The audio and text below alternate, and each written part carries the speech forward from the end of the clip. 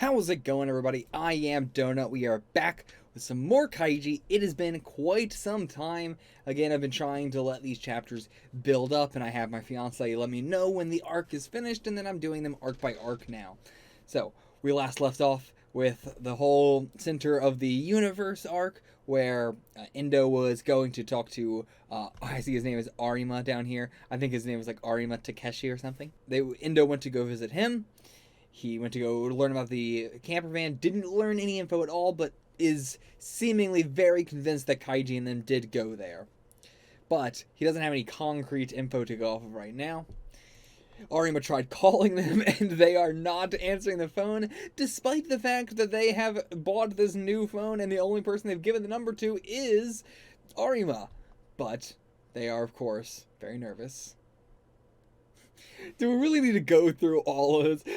This feels like such a Fukumoto really wanted to make it like, oh, let me do a little thing where they're trying to figure out and understand that it's Takeshi calling or Arima calling and not, somebody else. But do we really need all this? It should be very obvious that it's just him. Who else could it be? Who else would have their number? Okay, so they also did give it to his mom, but, yeah. Do they forget that they gave it to him? And from the bank... okay, so, yeah, fill out your contact address, so, God, it seems like they have completely forgotten that they have given their phone number to, to Arima. All three of them have forgotten. How are they this dumb? You guys, come on, use your brains! Okay, yeah, they said Kaiji, yeah, so, as soon as they said Kaiji, he throws it. Yeah, but come on, you gotta, like, what is throwing away gonna do? Check and see who it is. Okay, finally, good. I was worried this was going to take a long time, but no, we got it taken care of already. Okay, so, good. I'm glad he's, yeah, this is what the whole point of this was, but he's getting right to the point, and yeah, really good panels from it's a really good page, honestly. Alright, good, and we got even the name. Yeah, it doesn't matter what he looks like, we got the name. He's Indo. Oh, yeah. It's a good point, glad he told us that, yeah. Indo and everybody with him, their eyes are on the camper vans, so gotta abandon the vehicle. So, are we gonna return it, or is he gonna say like, oh, you don't even need to return it to me? Something I need you to do for me, okay? Kaiji is requesting something of Arima. So, he doesn't care if it's illegal, so just in case, like what, like, defend yourself or something? Like, what does he think Indo's going to come and do something to him? Okay, so we're not going to hear it. I don't care if it's legal, so just in case. So this is not like, I thought he was saying Indo and Tei might do something that is illegal, so they're not going to care if it's illegal. So just in case they do that, here's what I want you to do. But no. Instead, he is telling him something that we're not going to hear, something illegal that he wants him to do. And what could it be? What could it be that we need done very drastically? Something that's also illegal, but it's probably going to be very, very white-collar illegal, very not what you would think of when you think of illegal. And it didn't take him long to think about it, and this is Arima we're talking about. So he would be down for it more than anybody else would. But it's something, we didn't even see Kaiji have a face of, worry at all. He just immediately was like, I'm going to ask him to do this. So, it's something that Kaiji thinks that this guy would agree to do as well, without knowing him that well. He met him and everything, but you know what I mean? It's a lot to ask of a person, even in this situation. Next day, arrives home at 9 a.m., commutes to work.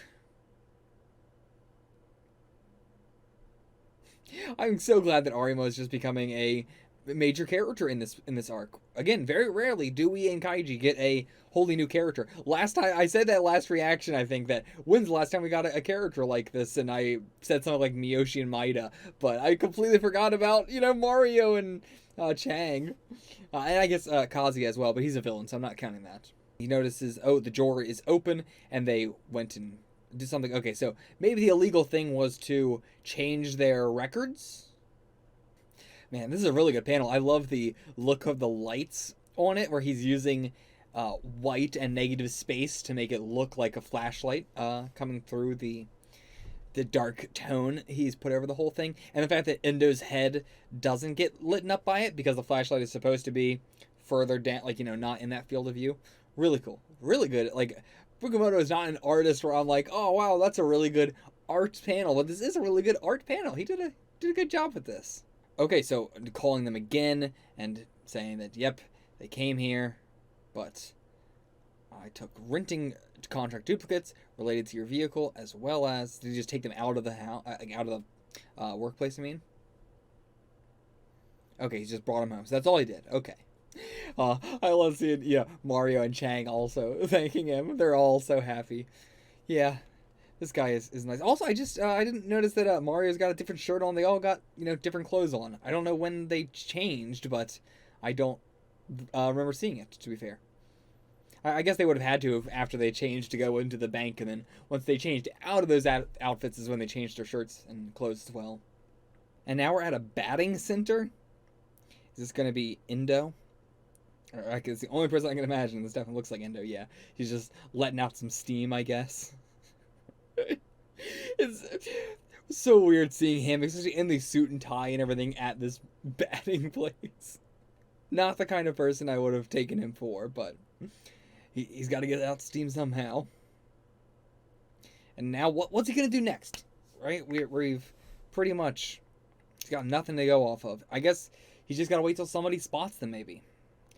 Now, see, this is the only place where I feel like things can go wrong, right? Kaiji's group is still just, Endo is doing nothing. He's just, it's been 2 days so far, so not much time has passed since this whole camper van situation, but yeah, we have some Tei people at the banks here to be watching, and that's the only thing Endo has going for him. That's the only thing he's waiting for. So hopefully a debtor is going to recognize them, and that's all I can hope for.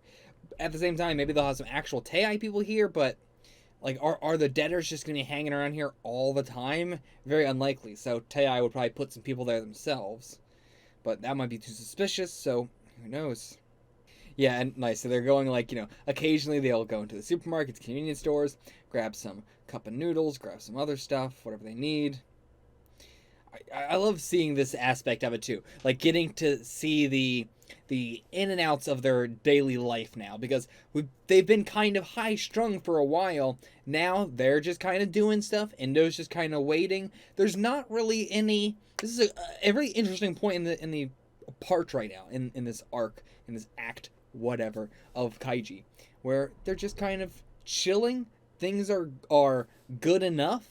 They got a nice place in this camper van. It's not exactly safe, but it's not exactly not safe either. It's chill. I like this vibe. I don't know what's going to go wrong. There's not an immediate threat, and there's not an immediate even thing they need to do next, which can get into big hurdles.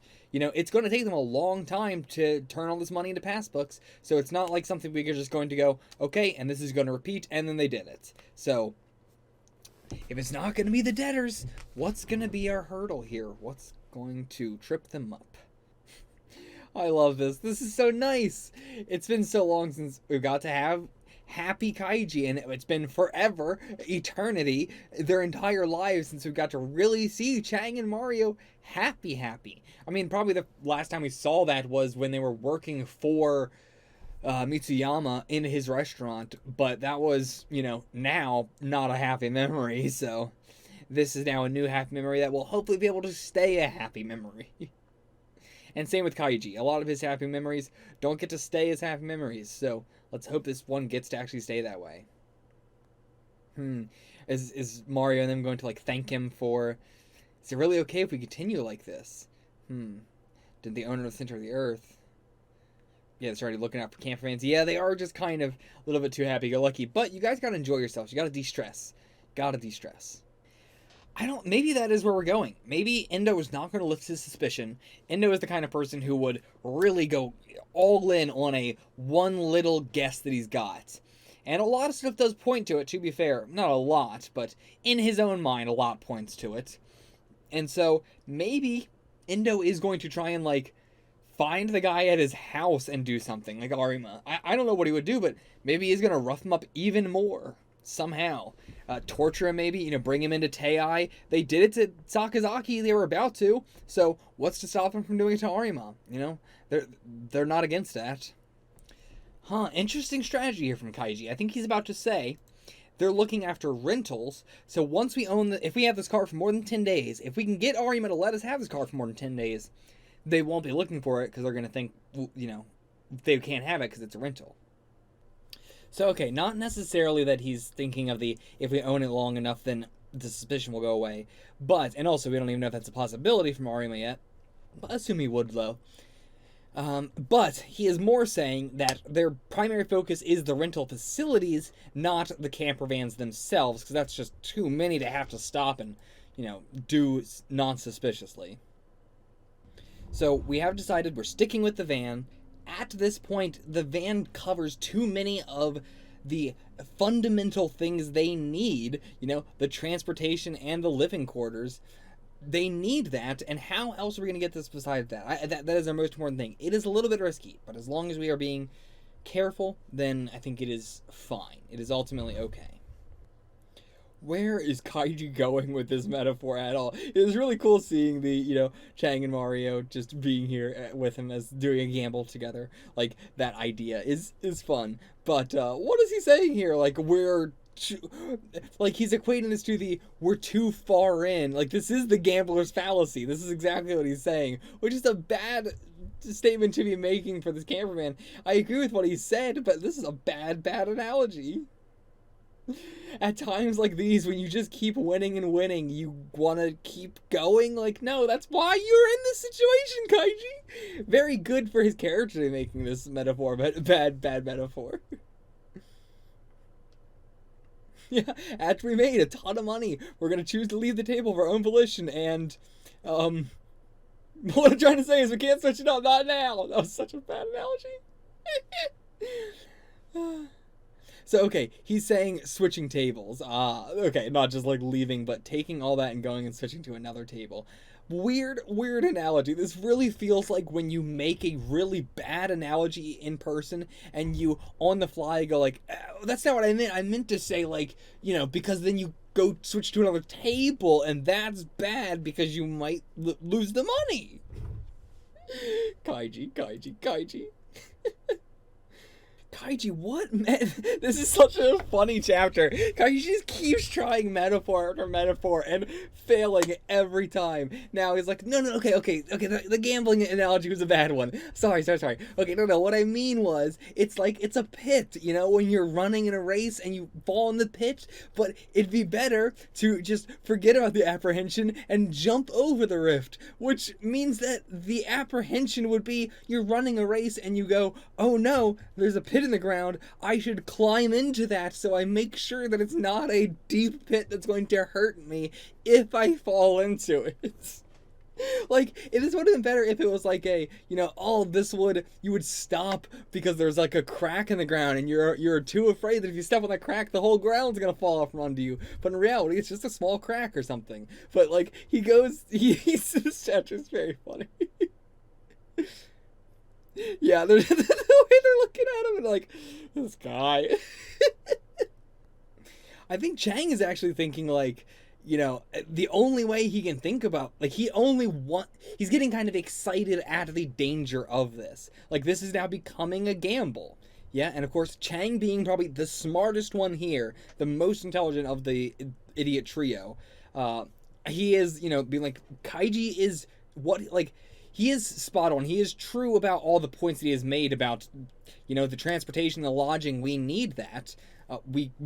Without that, it would be worse. So, although he is, saying all this stuff, and although he is doing this because there is danger to it, at the same time, he is right, and this needs to happen. Again, as I said, Kaiji is making very bad points, but his side is, of course, true.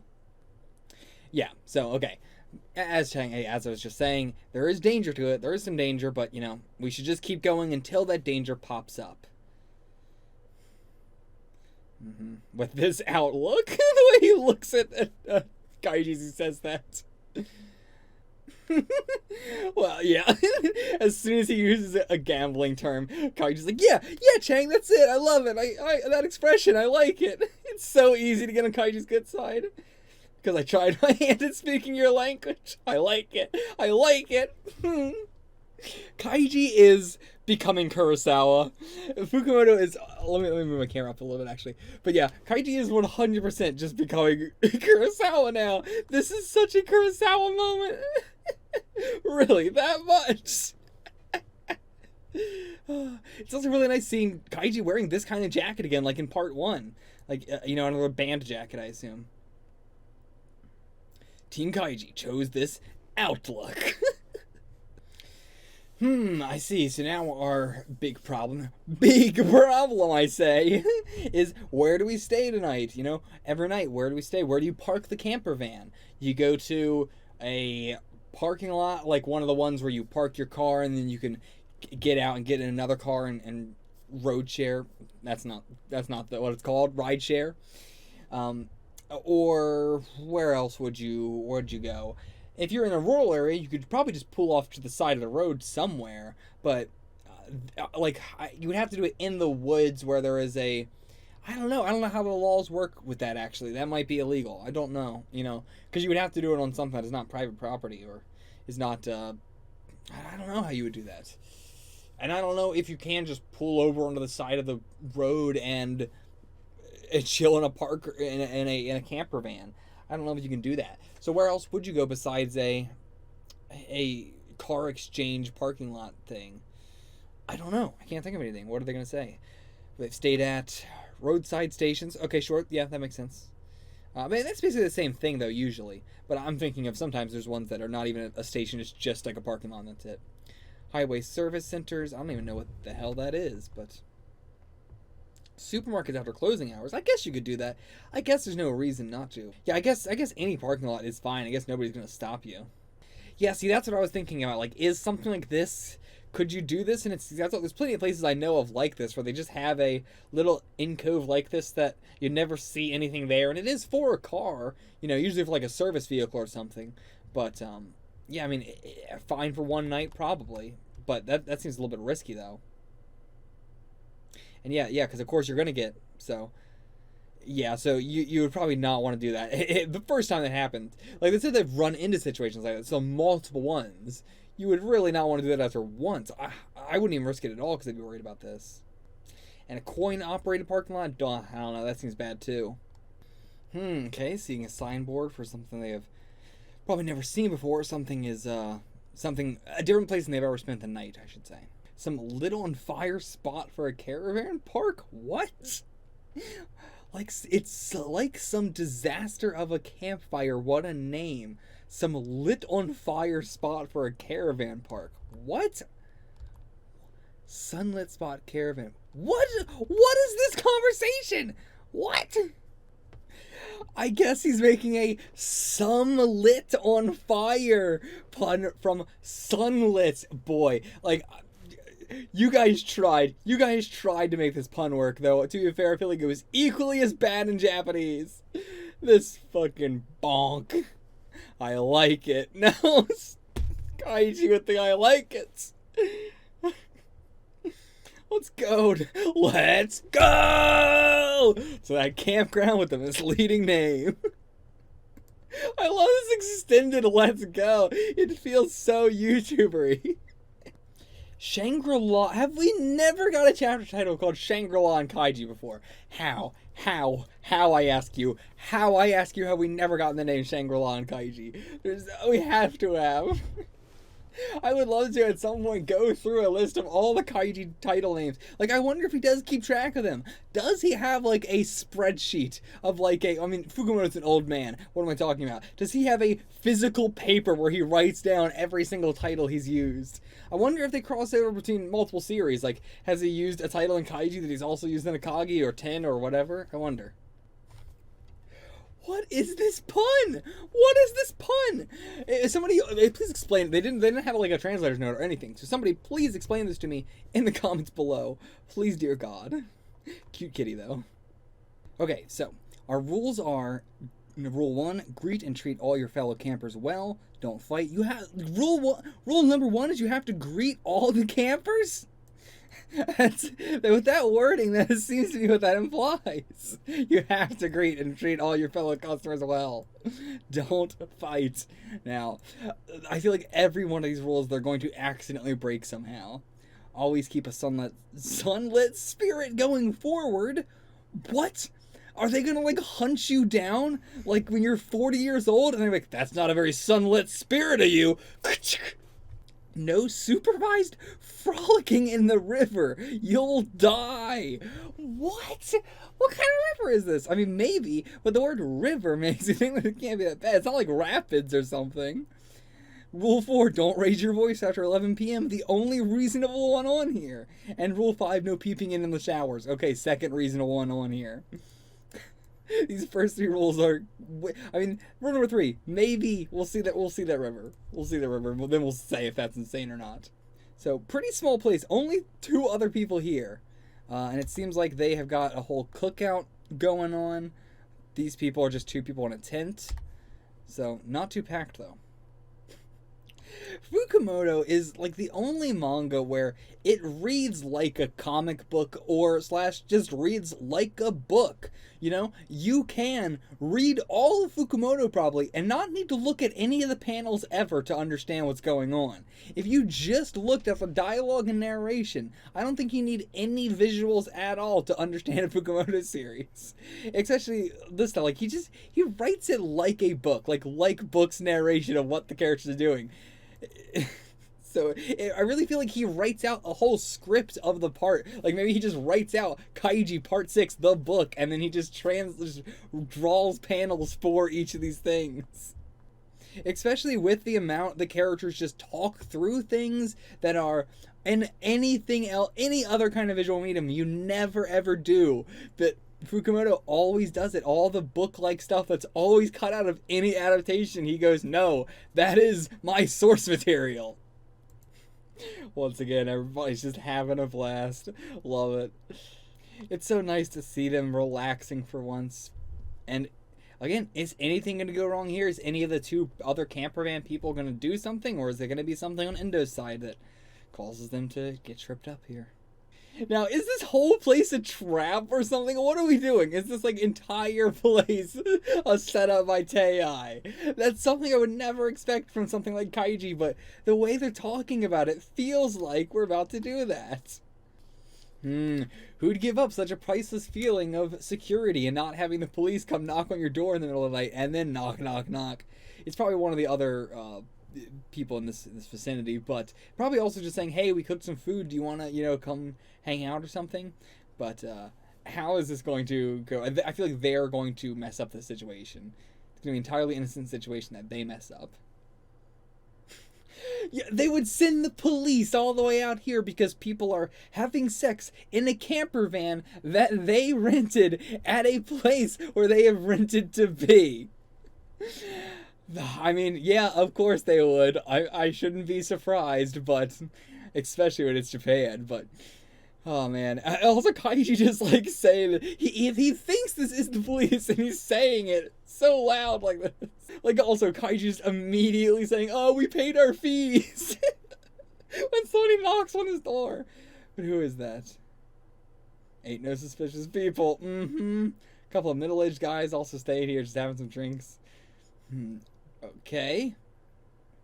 But that also feels weird. They're also like, don't worry, we're also just staying here. Like, based on what they just said, they should know that they're hiding out here for some reason.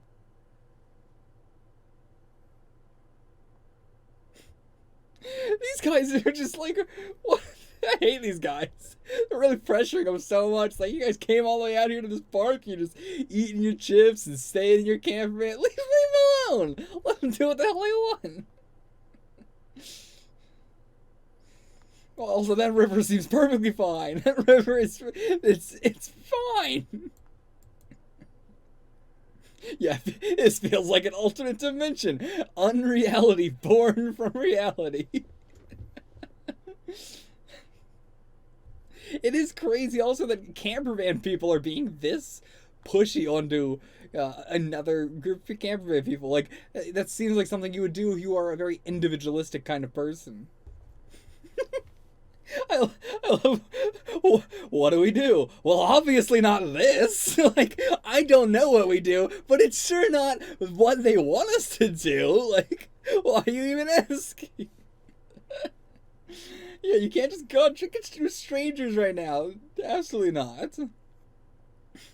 Resistance is futile. These guys are most certainly drunk, but also not the kind of people you want to hang out with, even if this is them drunk. Been drinking since noon. Yeah, this ain't good. Don't want to be hanging out with it. Even if this was a normal situation, hanging out with people who've been drinking since noon and now you're just gonna start drinking, that's not a fun environment. Why does Kaiji want to go so bad? I mean, Kaiji is that kind of person, to be fair. To be fair. If we turn them into horrors, it'll make us stand out more. How? Especially in Japan. This is Japan. They should. All you have to say is, "I'm Japanese." No, and they'll say, "Yeah, I get it." What are they doing? They're like trying to peek through the windows now, or are they trying to tilt the whole damn van over? I don't. They're going to report us. Kaiji is saying they're going to report them for not drinking a beer with them. Oh, I have never seen more paranoid characters in media than these idiot trio. Yeah, you know, if this is someone, this is absolutely feels like a Tei situation now that he says it. I wasn't thinking that, but this is so insanely suspicious. The fact that they're acting like it's so normal has tripped me up. But yeah, this is crazy. Maybe it is someone from Tei just trying to get them to come out of the van. They would go to a camper van sort of place. That is an obvious place you would go to if you're suspecting camper vans. So, makes sense. I mean, to be fair, that guy might not be with Tei, but that guy might be. I doubt it, but still. Still, though, I don't know. That's true, though. Even if they were trying to look happy-go-lucky, those would be some evil grins on their face.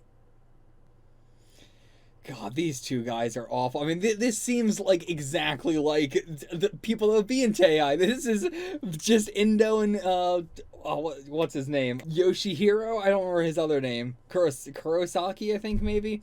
But yeah, those two again. It's this entire arc again. Just these super boomer fucking old dudes. Doesn't seem like they're with Tei. Yeah, agree. They're probably worse, though. I mean, that's not true at all. But they might, well, I mean, even this to say they might be even more formidable than Tei. Yeah, kind of. These guys are the absolute worst. They're just banging. They are. He is banging on the doors, and this guy is rocking the fucking van. Oh my god, I hate these people. I hope Tei comes and interrogates them. Torture these guys and be like, did you find anybody? What are they doing? Why are they trying so hard? We're taken to dance now? Okay. What is this arc? What is this arc? This is not where I thought we were going. This again is Kaiji is turning full into just Kurosawa now. Why? They're drawing so much attention. Honestly, at this point, you guys gotta just leave. At this point, just leave this park. They are insufferable. Report to them. Oh no, they're actually heading out. Really? Why? Why would you?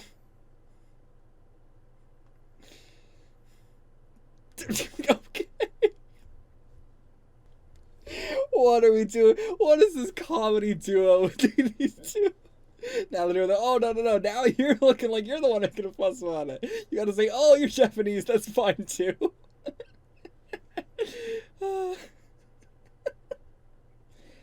I feel like I'm in Bizarro Land. I feel like reality is falling apart around me. How are they just going along with this? How are they just doing this? What? This is the most forced the writing has ever felt in Kaiji. To be fair, this is, I mean, I think this would have been a little bit better if maybe they were like, oh, I really actually want to go hang out with them because of the food. Like, we're going to be able to eat, like, hot, homemade food. You know, that's a good enticement. But they just kind of went out because, they honestly seemed to go out because they were talking about wanting to fuck college girls. Real weird. I highly doubt the ancient people were gathering around a fire pit and talking about such somber sentiments as their regrets. I feel like they had much bigger problems going on than to be talking about their regrets in life. You know, Brog, I really regret not becoming an artist. Again, I really do not think that the ancient cavemen were thinking about situations like this. I'm pretty sure that's just you. You know, I'm gonna say again, pretty sure it's just you. Not many other humans are even gonna relate to this. This guy's absolutely worse than Teo. He's the real villain. This face, though, that wiggle. The guy's just so scared. What? His friend just punches him in the face. Yeah, of course. Oh, I thought he was just screaming, fuck. That sorrow ain't humanity's. It's yours and yours only. But now, I feel like we're going to get a whole other monologue with this guy now. I think it is the sorrow of humanity. No, Kaiji, it's the sorrow of you and that guy. You, that guy, and Kurosawa. You three. I feel like Kaiji is going to spill some secrets here. Oh, Mario! What is going on? I mean, Mario's probably a lightweight. He's really young, actually. But, oh no, is he gonna, yeah, he's gonna vomit. Oh, and it gets censored by this thing. And he just keeps drinking.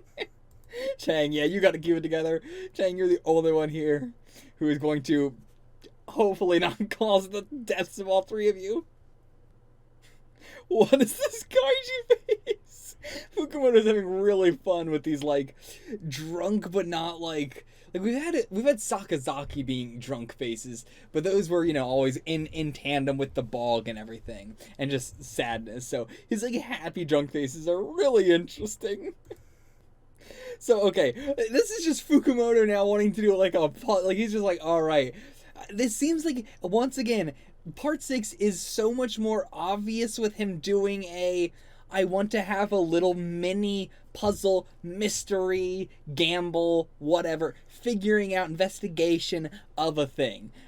We just had, a couple chapters ago, with the phone thing, you know, where, again, it could even just be a 1 or 2 page thing, but he just really wants to do a, like, little thing that I've been thinking about, you know. So now we've gone camping twice a month, all year round. What can you infer about us from that?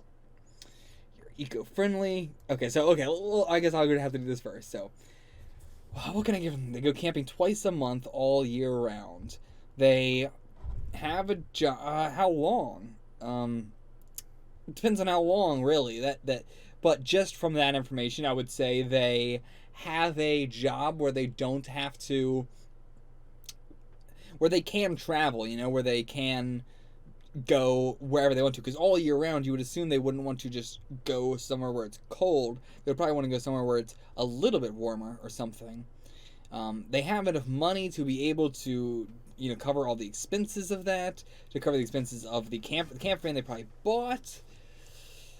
I don't know what else. The eco-friendly thing is weird. I don't get anything about that, because they're still going to be putting a lot of pollution to the air with the camper van and all that. So, I don't know. Aside from that, they're definitely not gay. not learning that from that, but definitely from this conversation, they are as boomer as it gets. What else? I mean, clearly also from this conversation, not from that line, but from this conversation we've been having, it's not like they have wives or families, so there's nothing like that. And maybe they are work buddies. It doesn't seem like they're like friends for like their whole life or something, but they're in very similar situations. That's all I got. Alright, you're up, Kaiji. You two are the best of buds. It doesn't seem like it. They blushed, but I give it a pass. Then I will also give it a pass.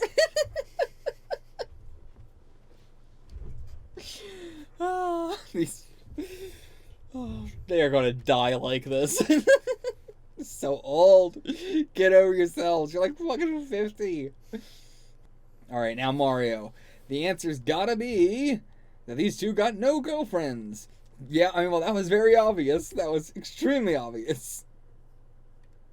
Yep, that's right. That's what you're going for. I feel that was very obvious before you said that line. That line added nothing.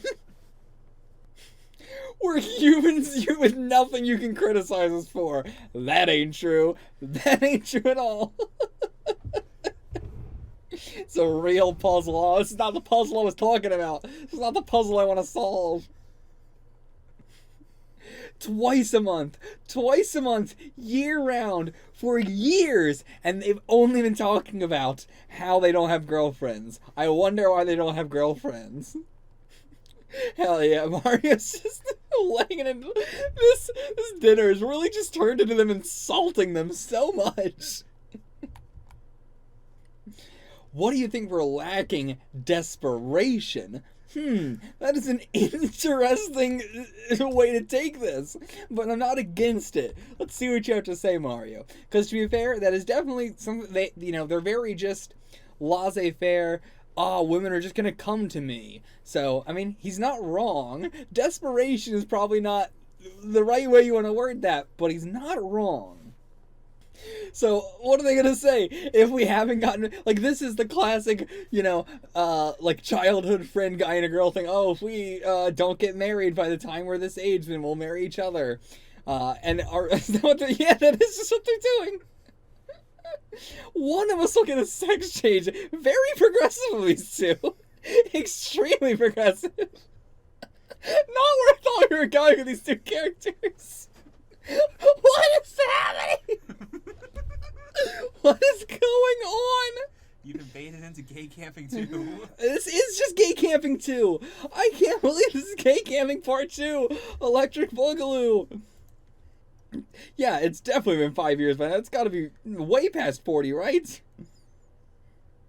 Can't seem to come to a conclusion. So they're extending it again. Move back the goalpost, and we'll just keep moving it back. I love Mario. You should have decided which one he's going to be the girl from the start. When you two first became friends, you should have said, hello, my name is blah, blah, blah, and I will be the girl in this relationship. This is a bad way to take that, Mario. Real bad stance. Bad stance. What is this fucking arc, man? I honestly thought, like, damn, Fukumoto's actually going in a progressive route with this, and then we went real far downhill. This is not only transphobic, but also, even more so, extremely sexist as well. It's the double pounding. It's both fists hitting you in the face. So, okay, Fukumoto is really good at doing the, like, I can never tell. He's very good at dragging me into a character where I think he is speaking that way, because we'll spend so many pages without the character reacting to it, because it is like a real life person where Kaiji's just going like, what? And then it's taking so long for him to like formulate a thought in his mind of like, what is this situation that I'm in? This guy is talking like he's in 6th grade. Like, well, the loser's gonna be a woman and then we'll get married. Oh. They aren't even mentally old enough for marriage. Yeah. Oh, perhaps it's true. Happiness comes in all shapes and sizes. Okay, I gotta say, in the end, I feel like that was actually really good. I was very worried for a second there where we were going with it. Especially just because that is a lot of Fukumoto's characters. A lot of Fukumoto's characters are extremely sexist. But, like, that is their character. I don't think Fukumoto is himself. He is, but not in, like, extremely problematic ways. Not in the ways that the characters are sometimes. But yeah, I feel like we ended that on a good note. I mean, honestly, this is a good point. If all incels could just find a buddy that they just constantly say, we're going to become a girl and get married, and then they just say that forever, and then they just never have to bother anybody else, and that's great. Let them camp by themselves, and yeah, just let them be. Stay away from society. And Kaiji going on the, oh, well, if you get married, then you're not going to be able to have these men-only campouts. You're not going to have your friends anymore. You won't be, especially the way he phrases it, you won't be able to have these men-only campouts. Like, not a, you won't be able to bring your wife. He knows them. He knows that they are viewing this as a men-only campout, despite the fact that there's no potential for it not to be. Mario is not handling as well. He is. Oh, there's eyes. Oh. The art this arc is getting real loose. Real loose in a not normal Fukumoto way. Found me a bag. He's real drunk right now. That's not anymore. Okay, what's he gonna find? Alright, Secretary's secret escapades. So, are they jerking off to this together? Like, I mean, they're in one camper van. I can only assume. Oh boy, cabin attendants banging fever. What is this? What about my? Oh, they're just. Hey, what do you think about my porn now? No, it's not my own magazine. It's just the one I'm jerking off to. We're sharing. Okay, never mind. They're just sharing them. We can hold a viewing and exchange them. Really, we're just sharing them. I'm sure. I'm just gonna opt out of this. Yeah, just, it's about time to go. Yeah, Kaiji, I agree. It's all about how far you can go in each other's territory. Oh man, no. I knew it'd be right up his alley. They are a couple. They are just 100% a couple, as expected of you. I'm actually really enjoying this now.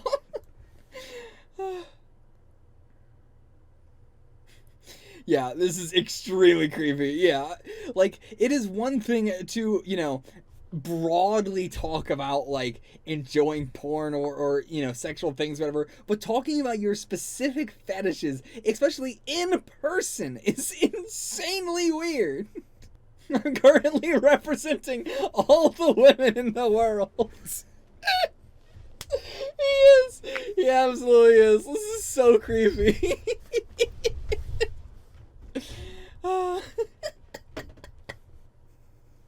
I honestly wish I could just have I wish I could just have Kaiji in almost any movie I've ever seen to just say, I am currently representing all the women in the world right now by saying I'm insanely creeped out. Okay, so they're collecting stamps. That's their other hobby. We collect post office stamps on our book. Okay. These guys are so lame. No, Mario, no. Each one's 10 to 20 million yen. On the face. Fukumoto has never made a face like this before. Never, ever in the history of me reading Fukumoto have I seen him draw a face ever like this. This feels like he straight up traced it out of an American newspaper cartoon. Oh man, that is crazy. It's so, like, it's so subdued for a normal reaction face in any other series, but because it's Fukumoto, it's so out of style and so weird. Like, the whole structure of Shang's face changed entirely. His jaw, like, becomes squared up. What is going on? But yeah, they wouldn't believe it anyway, to be fair. We're good. No, Kaiji, no. What is this Kaiji face? What is happening? Fukumoto is having so much fun this arc. This is, again, stuff I've never seen him draw before. I would love to see what current Kurosawa looks like, honestly. I would, well, it's over, actually, so I guess I wouldn't know. But, yeah, I would love to see what, like, it looked like late game, when eventually we get there. Please, more scans! Please, more scans! These faces! I love them! Hang in there, Chang, please. Chang is just having to rein these two in. He is the caretaker of these two children. And I say that even though Chang himself is so unbelievably stupid as well. But he's still smarter than they are. Okay, good. So we are even further rectifying the situation besides just Chang having to say, like, oh no, they're just joking around. Like, okay, they are... Wait, Wait, no, okay, they're not. Damn it! So, okay, they're trying to, like... This is so much worse. Never mind, take it all back. This is so much worse than just trying to play it off as all a lie. They're like, okay, no. They were telling the truth. They were just lying about how we got it. You know, actually, it was just a job. We're doing this whole Kaiji's mom thing again. This is actually really interesting. I wonder if this arc is going to be Kaiji and them making a bunch of people that are, like, getting a bunch of people that are on their side for some future arc, which is not something I would think about in Kaiji at all. That's a more like battle shonen sort of trope. But I wonder if there would be something where, like, they would need people to maybe, like, testify on their character, or maybe, like, I don't know, a way that they would be useful. But so far, all the characters have been very self-contained in their own arcs, like Sakazaki and Kaiji's mom and Arima and now these guys. But I wonder if there will be a thing. It's an interesting thing that we're doing in this arc, and I wonder if that's going to come back into play, or if we're just doing a more, you know, human arc for Kaiji. Okay, so actually, this guy was with Tei. I mean, I'm not working for them, but I mean, he's dealt with Tei before. So, okay, and now he'll understand us. This feels like a real commentary on, like, the, you know, oh, if you're running out of money, just quit buying all that avocado toast. You know, this feels so on the nose with that. Just telling me to quit cigarettes, watching my drinking as if they cared about my health at all. Yeah, more like the health of my organs. Oh, I didn't even think about it, but that is probably what Tei specifically was looking for. Like, yeah, we want those good organs. Stop smoking before we harvest them. And this makes the world feel so much more alive that we are naturally running into somebody who definitely would probably have been somebody who was in major debt at one point, just by the way their lives have been led. And they, of course, would have come into Tei because they're the biggest one. It really makes it feel natural. Every time we have just known somebody that's dealt with Tei has been, we're meeting them at a gamble, or, you know, something like Sakazaki, who... Sakazaki... I guess has no connection to Tei. He only got connected with Tei because of Kaiji. Like, he got dragged into it, but he had no debt with Tei at all. He had nothing to do with him. I mean, I guess if Ichijo is connected to Tei, then him gambling in the casino, I guess, is related to Tei, but it's not exactly, you know? I don't think he would have known that that was Tei or anything, so... this is the first time we're seeing just people somewhere, and then they're also like, yeah, I know about Tei. I was also connected to Tei at some point. Oh, this is a great final page. Oh, this is the most clear, alright, this part of the arc is over. I mean, I say that, though, it seems like there is another chapter after this that I'm supposed to read. My fiance put together a list of me for the chapters I should read. So, next morning, open up the van, big hangovers. Go and take some, not really showers, but just splash themselves off. Yeah, Chang's doing okay. Chang's probably got a little bit of hangover, but not much. Yeah, and they're just acting like, oh man, everything's normal now. Haha, it was what a crazy night last night. And yet, Chang's here like, I am going to kill you two. And that was a hell last night.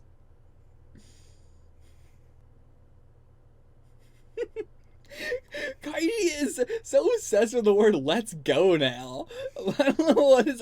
I feel like he's not saying this in English, so I wonder what this is in Japanese. Because if it is in English, it would be that like block text they always use. But let's go, go camping. Why are the goes so big here? Let's go camping. Oh, these two. Oh no. Is this the same two? Or is this the other people? Okay, no. I wonder what happened to the other camper van. Like, we were also making a lot of noise last night, so I hope we don't get kicked out. And they look terrible. Okay, good. They don't remember us at all. Good, good, good. No, Kaiji, don't! Don't remind them! No! And that's all it took. That's all it took. Okay, no, they were pretending. Oh, damn it. Okay, so they've forgotten what they talked about. These 80% geezers. I feel like they're 100% geezers with 80% memory. Yeah, this is good. This is good. Alright, we're off. Here's my number. Why would we want your number? Again, though, now we have contact information. We have a way that we would be able to contact them. Kaiji's mom has their number. Arima has their number. They have this guy's number. Kaiji knows where Sakazaki lives. We'll do our best to get married. Not the way you think, probably. Okay, so that is actually where we're going to end this video here. That is the end of Gay Camping Part 2. This time, real gay. I cannot believe that's what we did for the second arc again. What is Fukumoto's obsession with this? Like, the first one was clearly just a way to get into... Like, that first one was very, very sexist. And it's not that long enough ago to where this one feels like it should be that much more progressive. But yet, Fukumoto does feel like he is trying to be more progressive in everything, even with, like, Mamiya and everything, where... He definitely recognizes that he doesn't do women enough in his series and just has had no women perspective in any of his series. So now he's making Kaiji that, I guess. Even Kaiji himself, both Kaiji the series and I don't know, but the whole Kurosaki stuff with Endo was I mean, that was two extreme boomers, and Kurosaki had no idea what he was talking about, so it was mainly coming from Endo. But we didn't have another character to contrast it like we did with Kaiji, so that arc was just really rough to read. Whereas this one was worrying, but I think in the end, it is he was trying to make a point of them being these extremely juvenile but old just idiots, just absolute idiots. And with this arc specifically, I'm curious to see how we're going to be going on to the next one. I'm going to do another video very soon that is another chunk of chapters. The art style has changed so much so quickly. This arc, we've gotten a lot of different faces. I only mentioned it with the one, but like almost all the faces here, I've never seen him do those kind of faces before, like ever. He's doing a lot more. He's doing a lot less wavy and a lot more angular and just like morphing it. It looks a lot less or a lot more Western, I would say, and leaving the like anime manga influence into a more Western comic influence. But again, a more like Western maybe animation, Disney, not even like old Disney, or just old cartoons in general, like Looney Tunes and stuff. It's weird. It's very stretchy. It's interesting. But getting to see a change in real time, especially over the course of just reading the whole series, getting to see any artist's art change so much over the series is a fun thing to do. But getting to see it change, as this is coming out is even more interesting to me. And yeah, this was a whole arc with no real tension at all. No tension this arc at all. We had the kind of like, oh no, don't tell them about that. But, we kind of, that was more goofy, and it was assumed it was going to get fixed by the end. So, this arc I really liked for just being chill, being very funny, and just feeling like a Kurosawa arc. I'm gonna say that every video because it will never stop being true. It's weird. It's like, what is this the new Fukumoto? The new Fukumoto? Is this the new Fukumoto?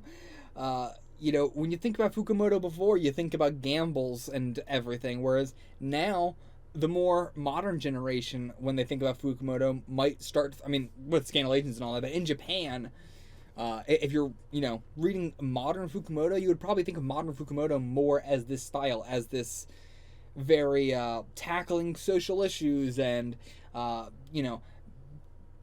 sort of, social puzzle rather than a gamble or an actual physical puzzle, or that sort of investigation sort of thing. It's more delving into the mystery of a person and what kind of person is this, and there's so many different people in the world that you can do that with anybody, even if they are a trope kind of character. It's fun to try and guess what that trope is going to be as the character is unveiled, and that seems to be what Fukumoto really enjoys right now.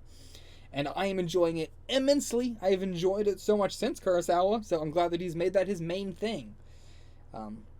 It's definitely, I think, got a lot more going for it than Gambles. I feel like he has gotten the most he's going to get out of the Gambles. I feel like we might have one good final Gamble still in Kaiji, but aside from that, I feel like Fukumoto has run the gambit on Gambles. He has done everything he can that he's not going to be able to top himself, and I think he knows that, and so he's trying to venture out into what he started as, because that is, if you look at all of Fukumoto's original series, even before Akagi or Ten or all that stuff, it was all, slice of life romance, comedy, rom-com sort of stuff. So he's getting kind of back into that, just minus the rom. And I like that. Or just the rom is now all gay, which I'm totally fine with. So yeah, I'm enjoying it. I'm curious, how do you guys feel about modern Fukumoto versus old Fukumoto? How do you feel about the art style and everything? Let me know in the comments. Till next time, I'll see you guys later. Get the fuck out of here. Fuck you, Mr. Policeman.